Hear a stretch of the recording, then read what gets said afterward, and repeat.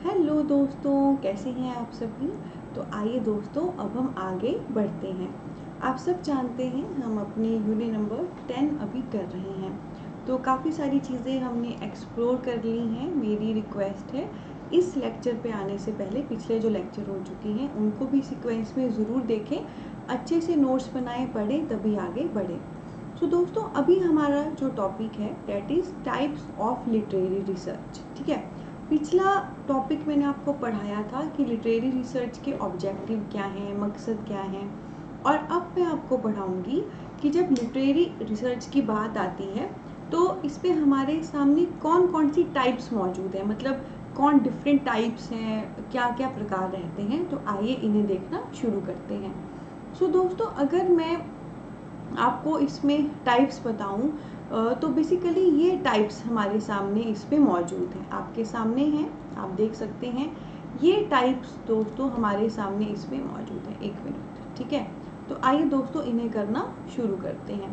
तो सबसे पहले यहाँ पे जो टाइप है उसका नाम है बिब्लियोग्राफी एंड टेक्सचुअल क्रिटिसिज्म। क्या है दोस्तों?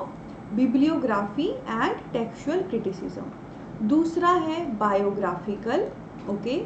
तीसरा है थ्योरेटिकल, ओके। और last but not the least is interpretive, okay. तो जब कभी दोस्तों आप लिटरेरी रिसर्च करते हो, लिटरेचर को लेकर आप चीज़ों को थोड़ा सा पढ़ते हो, तो आपको ये 4 प्रकार के पर्सपेक्टिव मिलते हैं: बिब्लियोग्राफी या textual, biographical, theoretical and interpretive. अब आइए बारी बारी से ये जो टाइप्स हैं इन्हें समझते हैं। सबसे पहले दोस्तों हम इसमें लेंगे बिब्लियोग्राफिकल, ठीक है। बिब्लियोग्राफी, मैंने पीछे भी आपको बिब्लियो एथिकल जब शब्द समझाया था ना लिटरेरी रिसर्च के ऑब्जेक्टिव के तहत, तो मैंने आपको बताया था। दोस्तों, जब कभी आप कोई रिसर्च करते हैं तो ऑब्वियसली एकदम से तो आप रिसर्च नहीं करते हैं। ऑब्वियसली कुछ आपके डिफरेंट बुक्स होते हैं, जर्नल्स होते हैं, कुछ रिसर्च ऑलरेडी चीज़ें हुई होती हैं, आप उससे गो थ्रू करते हो, उसके बाद फाइनली आप जो है अपना जो वर्क कर रहे हो उसे करते हो, ठीक है। सो आपने जो ड्यूटी संभाली है, आप जो रिसर्च करने जा रहे हो, उसको करने से पहले जो लिस्ट ऑफ रिसोर्सेज आपने फॉलो की है, लिस्ट ऑफ रिटन रिसोर्सेज, जो लिखे हुए रिसोर्सेज हैं, चाहे बुक्स हैं, जर्नल्स हैं, रिव्यूज़ हैं, आर्टिकल्स हैं, ठीक है, वो सारी जो लिस्ट आप फॉलो करते हो दोस्तों, वो आपकी बिब्लियोग्राफी में आती है। Bibliography means list of all that written resources which you have followed to do your research work। Bibliography उन सभी लिखित चीज़ों के रिसोर्सेज के लिस्ट है जो आपने अपनी रिसर्च करने के लिए फॉलो की हैं। इसमें बुक्स, जर्नल्स, आर्टिकल्स, रिव्यू सब आ सकते हैं, ठीक है। और इसी के तहत आ गया एक शब्द टेक्सचुअल क्रिटिसिज्म। टेक्सचुअल बना है टेक्स्ट से, तो अगेन जो लिखा गया है, आप लिटरेरी रिसर्च कर रहे हो, ऑलरेडी कुछ लिखा गया है, टेक्स्ट है, लिटरेचर है, उसकी आप रिसर्च कर रहे हो। उसको करने से पहले ऑलरेडी कुछ लिखे गए रिसोर्सेज को आप फॉलो कर रहे हो, जिसकी लिस्ट बिब्लियोग्राफी में आ रही है, ठीक है। सो बिब्लियोग्राफी है वो रिसोर्स की लिस्ट बनाना जो आपने रिसर्च करते बार फॉलो की। एंड टेक्सचुअल क्रिटिसिज्म है एक टेक्स्ट का क्रिटिसिज्म देना, जो भी टेक्स्ट लिखा गया है, जो भी लिटरेचर आप क्रिटिसिज्म के तौर पे बता रहे हो, चाहे कोई नॉवल है, पोइट्री है, ड्रामा है, उसका जो आप जो भी अच्छा बुरा बता रहे हो, डेट इज टेक्सचुअल क्रिटिसिज्म, ठीक है। तो कितनी खूबसूरत बात है ना, एकदम जब हम कोई टेक्स्ट का क्रिटिसिज्म देते भी हैं, एकदम कुछ लिखा गया है, कोई टेक्स्ट है, कोई लिटरेचर है, चाहे उसका कोई भी जॉनर हो, उसको एकदम देने से पहले कुछ हम लिस्ट फॉलो करते हैं रिसोर्सेज की, ठीक है, जिसे हम बिब्लियोग्राफी कहते हैं। उसके बाद दोस्तों नेक्स्ट हमारे सामने है बायोग्राफी, ठीक है। तो 2 चीज़ें होती हैं, एक होता है दोस्तों बायोग्राफी, ठीक है, और एक होता है ऑटोबायोग्राफी, ठीक है। ऑटो मीन्स अपना, बायोग्राफी मीन्स बताना। तो जब कोई अपने बारे में खुद बता रहा है वो ऑटोबायोग्राफी हो गया, और बायोग्राफी है जब हम किसी और के बारे में बताते हैं। एग्जाम्पल के तौर पर अगर मैं अपनी जीवनी लिखूं और मेरी जीवनी में खुद लिख रही हूँ, that will be a autobiography. Preeti Mandiyal अपने बारे में बता रही है, that will be a autobiography. पर कल को मैं फेमस होगी, बहुत अच्छी टीचर बन गई, लोगों की बड़ी जिंदगियां बदल गई, और आप में से कोई मेरे बारे में बताए, उसके बारे में सर्च करके लिखे, वो हो गया बायोग्राफी। ठीक है, तो लिखा प्रीति मड्याल के बारे में ही गया है, पर अगर मैंने खुद अपने बारे में लिखा वो ऑटोबायोग्राफी, मेरे बारे में कोई और लिखे तो वो biography. Okay, so biography is something, जब कोई वर्क आपके सामने आ रहा है, आप उसका क्रिटिसिज्म दे रहे हो, आप उसका अच्छा बुरा बता रहे हो, तो आप उसको ऑथर के माइंड और उसके आर्टिस्टिक वे से समझने की, पढ़ने की कोशिश कर रहे हो। ठीक है, देखिए दोस्तों, यहाँ पर एक बात मैं आपको कहना चाहूँगी, आई ऑलवेज से जैसा होगा तन वैसा होगा मन, वैसी होगी लेखनी। यानी कि जो आपके आसपास आप देखोगे ना, जो आप फील करोगे वैसा ही आप लिखोगे। एकदम से तो नहीं कहीं आइडिया आता ना कि मैं इस थीम पे पोएम लिखूं या इस थीम पे नॉवल लिखूं। ऑब्वियसली कुछ क्लिक करता है हमारे दिमाग को, वहां से वो आइडिया आता है, बत्ती जलती है, बोले तो मेंटोस दिमाग की बत्ती जलाए, तो जिंदगी में जो घटित हो जाए, जो हम देख पाए, वो हमारे दिमाग की बत्ती जलाती है, एंड उसी से प्रभावित होकर हम लिखते हैं, है ना। तो जब कभी कोई भी टेक्स्ट आता है आपके सामने, कोई भी लिटरेचर आता है, उसमें बहुत हद तक जो उससे संबंधित राइटर है, जो उसको लिखने वाला है, उसका माइंड, उसका दिमाग कैसे सोच रहा है, क्या सोच रहा है, और जो उसका आर्ट का वे है, उसका जो आर्टिस्टिक वे है, वो बहुत इंपॉर्टेंट रोल प्ले करता है। ठीक है, जैसे कोई माला बनाने वाला है ना, तो माला में कौन से मोती पिरोने हैं, किस कलर के पिरोने हैं, कहाँ पे छोटे रखने हैं, कौन से बड़े, ये माला बनाने वाले पे डिपेंड करेगा ना।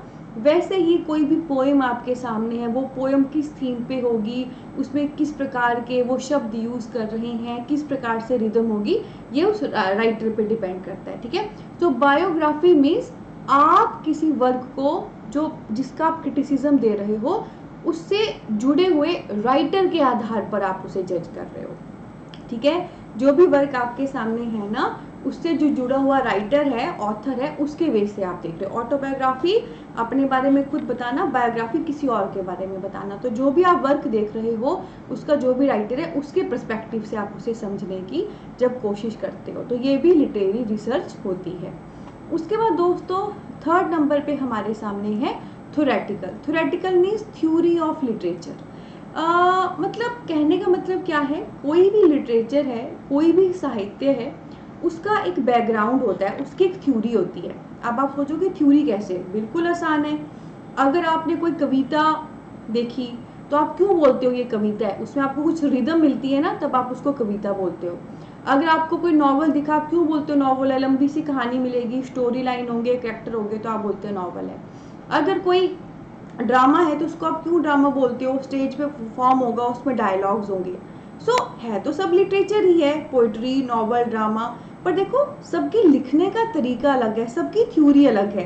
पोइट्री है तो रिदम होनी चाहिए, नॉवल है तो लंबी सी स्टोरी लाइन हो, कैरेक्टराइजेशन हो, प्लॉट हो, स्टोरी लाइन होनी चाहिए, ड्रामा है स्टेज पे परफॉर्म हो, उस पर डायलॉग होने चाहिए। तो ये क्या है, कैसे हम इनको बांट पा रहे हैं, ये हर लिटरेचर को लिखने के पीछे उसकी जो बैकग्राउंड है, वो उसकी थ्योरी है।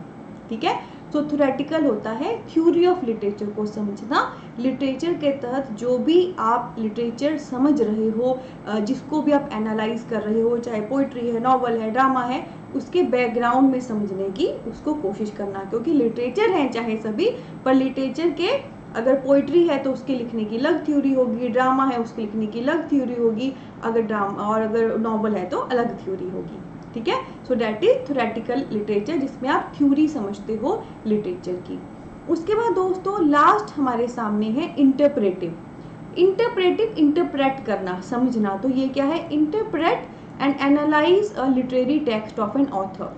तो इसमें ना जो भी ऑथर है, जो भी राइटर है, उसने जो भी लिखा है ना आपके सामने, आप उसको इंटरप्रेट करने की, आप उसको समझने की और उसको एनालाइज करने की कोशिश करते हो। तो अभी ऊपर बिब्लियोग्राफी में रिसर्च करने से पहले जो सोर्सेज आपने फॉलो किए, आपने वो देखा। बायोग्राफी में ऑथर का क्या माइंड है, किस मन से ऑथर लिख रहा है, वो देखा। थ्योरेटिकल में जो वर्क है उसकी थ्योरी क्या है, वो देखा। पर इंटरप्रेटिव में डायरेक्ट जो लिखा गया है आपने वो देखा, जो टेक्स्ट आपके सामने है। ठीक है, कि उसमें क्या कहा गया है, उसको एनालाइज करना। तो ये 4 स्टेप होते हैं बिब्लियोग्राफी या टेक्सचुअल में। वर्क के पीछे के जो रिसोर्सेज आपने फॉलो किए हैं स्टडी करती बार, वो आप ध्यान रखते हैं। बायोग्राफिकल में ऑथर जिसने वर्क लिखा है उसके मन को आप समझते हैं, उसका ध्यान रखते हैं। थ्योरेटिकल में जो भी वर्क का जॉनर है उसके पीछे की थ्योरी को आप समझते हैं। और इंटरप्रेटिव में डायरेक्ट आप वर्क पे फोकस करते हो जो उस पर लिखा गया है। सो दोस्तों, ये हैं सारी टाइप्स ऑफ लिटरेरी रिसर्च। तो आई होप आपको अच्छे से क्लियर है।